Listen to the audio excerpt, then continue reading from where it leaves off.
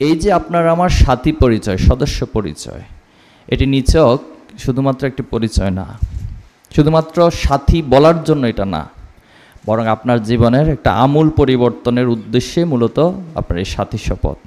সে পরিবর্তনটা কোন দিক থেকে হবে? এই পরিবর্তনটা আপনার জ্ঞানের দিক থেকে হবে। আপনার জ্ঞানের একটা আমূল পরিবর্তন সংগঠিত হবে। এই পরিবর্তনটা আপনার আমল আখলাকের মধ্যে হবে, আপনার মুআমালাতের মধ্যে হবে, আপনার সার্বিক আচরণের মধ্যে সে পরিবর্তন হবে। আপনি যাদের সাথে নিয়মিত চলাফেরা করেন, যাদের সাথে আপনার জীবনটা কাটে, সব জায়গায় যাদের সাথে আপনার নিয়মিত উঠা বসা, সে মানুষগুলো আপনার মাঝে পরিবর্তন খুঁজে পাবে। আপনার মাঝে পরিবর্তন খুঁজে পাবে যে আপনার একটা ভালোত্বের দিকে আপনি যাচ্ছেন, আপনার মধ্যে সব কিছুর একটা ডেভেলপমেন্ট হচ্ছে। এই ডেভেলপমেন্ট, এই পরিবর্তনের কারণ খুঁজতে গিয়ে তারা পাবে যে আপনি ইসলামের ছাত্র শিবির নামক যে কাফেলা, সেই কাফেলার সাথী শপথ নিয়েছেন। তাহলে সেই দিনে আপনার এই সাথী শপথটা সার্থকতা লাভ করবে। সম্মানিত ভাইয়েরা, এই যে আমরা সাথী শপথ নিলাম বা নিতে পেরেছি, এটা নিঃসন্দেহে আল্লাহ তাআলার একটা মেহেরবানি। জাহিলিয়াতের যে স্রোত চারদিকে নিয়মিতভাবে ধাবমান, সেই স্রোতে আমি আপনিও কিন্তু পড়ে যাওয়ার যথেষ্ট সম্ভাবনা ছিল, ইভেন এখনও পর্যন্ত আছে। কোরআনে যেটা বলা হয়েছে যে মাইয়াহদিহিল্লাহু ফালা মুদিল্লা লাহু ওয়া মাইয়ুদলিলহু ফালা হাদিয়া লাহু। আল্লাহ তাআলা কাউকে হেদায়েত দিতে চাইলে পৃথিবীর সকলে মিলেও তাকে হেদায়েত থেকে বঞ্চিত করতে পারেন না। হেদায়েতের ক্ষেত্রে আল্লাহ তাআলার নীতিমালা কি? অনেকগুলো নীতিমালা রয়েছে, এর মধ্যে তিনটি বড় এবং গুরুত্বপূর্ণ নীতিমালা। একটি হচ্ছে যারা হেদায়েত প্রত্যাশা করে, হয়তো আপনি হেদায়েত চেয়েছেন আল্লাহর কাছে, যেমন আমরা প্রত্যেকদিন আল্লাহর কাছে দোয়া করি, ইহদিনাস সিরাতাল মুস্তাকিম, হে আল্লাহ তুমি আমাদেরকে সরল সঠিক পথে পরিচালিত করো। এই যে আমি হেদায়েতের রাস্তাটা আল্লাহর কাছে চাই, আল্লাহর কাছে প্রত্যাশা করি, এজন্য আল্লাহ তাআলা আমাদেরকে হেদায়েতের একটা রাস্তা দেখিয়ে দেন। নাম্বার 2 হচ্ছে আপনার আমার পিতামাতা হয়তো আল্লাহর কাছে দোয়া করেছিলেন, অথবা আমাদের পূর্বপুরুষদের মধ্য থেকে দোয়া করেছিলেন যে আমার সন্তানদের মধ্য থেকে অথবা আমাদের বংশধর যারা আছে তাদেরকে সলেহিনদের কাতারে অন্তর্ভুক্ত করে নাও। এই যে পূর্বপুরুষদের পিতামাতার দোয়ার একটা বরকত হিসেবেও আমাদেরকে আল্লাহ তাআলা হেদায়েতের জন্য কবুল করতে পারেন। থার্ড হচ্ছে আপনাদের কোন একটা কাজ যেটা হয়তো ইচ্ছায় করেছেন অথবা অনিচ্ছায় করেছেন, যেটা হয়তো প্রকাশ্যে করেছেন অথবা গোপনে করেছেন, কনসাসলি করেছেন অথবা সাবকনসাস অথবা আনকনসাসলি করেছেন, কিন্তু সে ছোট্ট কাজটা আল্লাহ তাআলার কাছে পছন্দনীয় হয়ে গেছেন। এর জন্য আল্লাহ তাআলা আমাদেরকে হেদায়েতের রাস্তা এবং হেদায়েতের পথে চলার সুযোগ করে দিয়েছেন, আলহামদুলিল্লাহ।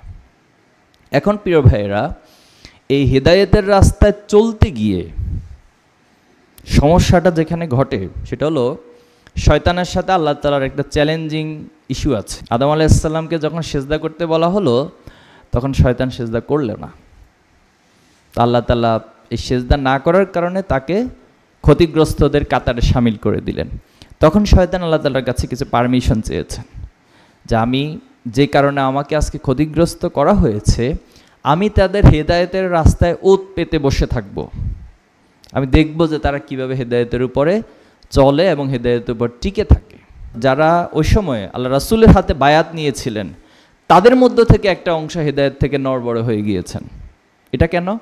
এটা হয়েছে দেখে তারা তাদের ইমানের দাবিকে পূরণ করছেন না, অথবা তারা মৌখিকভাবে যা কিছু বলেন তারা তাদের কাজের মধ্যে সেটা ফুটিয়ে তুলতে পারছেন না। কাল কিয়ামতের দিন 3 শ্রেণীকে ডাকা হবে, ডেকে বলা হবে যে তোমরা জাহান্নামে যাও। এই 3 শ্রেণী কারা কারা?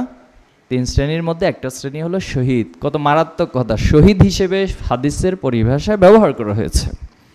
তখন এই শহীদরা অবজেকশন করবে, হে আল্লাহ আমি তো শহীদ হয়ে আসছি, আমাকে কেন জাহান্নামে দিচ্ছেন? ও তুমি শহীদ হয়েছে সত্য, কিন্তু তুমি দুনিয়ার মানুষকে বোঝানোর জন্য, জানানোর জন্য, নিজের বীরত্বকে প্রকাশ করার জন্য শহীদ হয়েছে। তো আমি তো সেটা দুনিয়াতে তোমাকে করে দিয়েছি, সবাই তোমাকে শহীদ হিসেবে মিছিল স্লোগান দেয়, কিন্তু তুমি আমার সন্তুষ্টি অর্জন করবা এটা তোমার মনের মধ্যে ছিল না।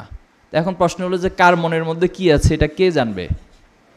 আল্লাহ জানো। আল্লাহু আলিমুম বিযাতিস সুদূর। মানুষের অন্তর কি ভাবে, কোন রেখাপাত দিয়ে তিনি তার চিন্তাকে অগ্রসর করে, এটা হয়তো আমার পাশে যে বসে আছে সে জানেন না, কিন্তু আল্লাহ তাআলা কি জানেন না? জানেন। তাহলে এই নিয়তটা এত এত গুরুত্বপূর্ণ। দেখুন, একজন ব্যক্তি আলেম হয়েছেন, মহাজ্ঞানী হয়েছেন, দ্বিতীয় শ্রেণী, অথচ তাকে বলা হবে তুমি জাহান্নামে যাও।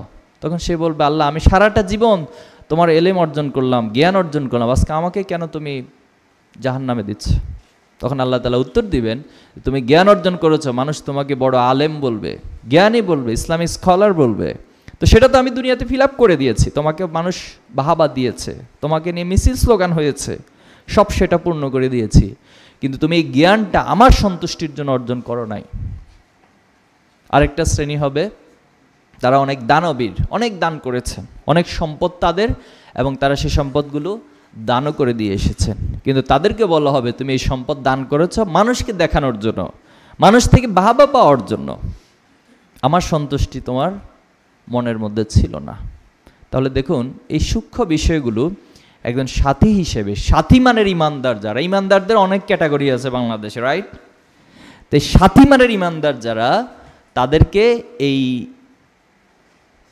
সূক্ষ্ম সূক্ষ্ম বিষয়গুলো অনেক গভীরভাবে বোঝার চেষ্টা করতে হবে। তাহলে প্রিয় ভাইয়েরা, নিয়তকে পরিশুদ্ধতা সহকারে আমার এই শপথ, আমার এই পথ চলা, আমার এই হেদায়েতের দিকে ক্রমবর্ধমানভাবে আমাকে এগিয়ে যেতে হবে। আর এখানে সর্বশেষ যে পয়েন্টটা হেদায়েতের ক্ষেত্রে, হেদায়েত শুধুমাত্র প্রাপ্ত হইলে হবে না, চলাটাও গুরুত্বপূর্ণ, মানে এটা আলটিমেট গোল পর্যন্ত টিকে থাকতে হবে। এক্ষেত্রে আল্লাহ তাআলা একটা দোয়া শেখাচ্ছেন আমাদের, রব্বানা লা তুজিগ কুলুবানা বা'দা ইয হাদাইতানা ওয়া হাব লানা মিন লাদুনকা রাহমা ইন্নাকা আনতাল ওয়াহ্হাব। যে আল্লাহ আমি হেদায়েত পেয়েছি, এই হেদায়েত পাওয়ার পর তুমি আমার মনটাকে, হৃদয়টাকে বক্র করে দিও না। পৃথিবীতে এরকম অসংখ্য ব্যক্তি হৃদয় বক্র হয়ে গেছে। যিনি শয়তান, তিনি তো আল্লাহর অনেক ইবাদত করেছেন, অনেক ইবাদত করেছেন, কিন্তু ছোট্ট একটা ইস্যুকে কেন্দ্র করে হৃদয়টা বক্র হয়ে গিয়েছে। তা আমাদেরও এই হেদায়েত থেকে, হেদায়েত প্রাপ্ত হওয়ার পর যেন হৃদয়টা বক্র না হয়ে যায়, এজন্য আল্লাহর কাছে বেশি বেশি প্রার্থনা করা, দোয়া করতে হবে। আমাদের আরেকটা বড় পরিচয় কি? আমাদের পরিচয় শেষ নাই, কিন্তু একটা পরিচয়ের মধ্যে এসে আমাদেরকে শেষ করে দিতে হবে, এরপরে আর পরিচয় খোঁজা যাবে না। সেই পরিচয়টা কি? আমরা ইসলামী আন্দোলনের কর্মী। বলেন কি? আমি কি? কর্মী। এটাই আমাদের আলটিমেট পরিচয়। ইসলামী আন্দোলন কর্মী পরিচয় বহন করে আমরা এক একজন এক একটা জায়গা থেকে নিজেদেরকে সর্বোচ্চটুকু, নিজের যত পটেনশিয়ালিটি আছে সর্বোচ্চটুকুকে জাগিয়ে তুলব। তো এভাবে সবাই যখন জ্বলে উঠবে ইসলামী আন্দোলন কর্মীরা, সেখানে হচ্ছে লিউজহিরাহু আলা দ্বীনি কুল্লি, সকল মতাদর্শের উপর আমরা আল্লাহর এই দ্বীনকে প্রতিষ্ঠা করতে পারবো ইনশাআল্লাহ। তাহলে আমার এই সাথী শপথ, আমার এই সাথী পরিচয়, আমার এই পথ চলা, আমার যা কিছু আছে সব কিছুর উদ্দেশ্য আল্লাহর এই জমিনে দ্বীনকে প্রতিষ্ঠা করা। আর এই জন্য আমার প্রধানতম পরিচয় কি? ইসলামী আন্দোলনের কর্মী। আল্লাহ আমাদের সবাইকে কবুল করুক, আমিন।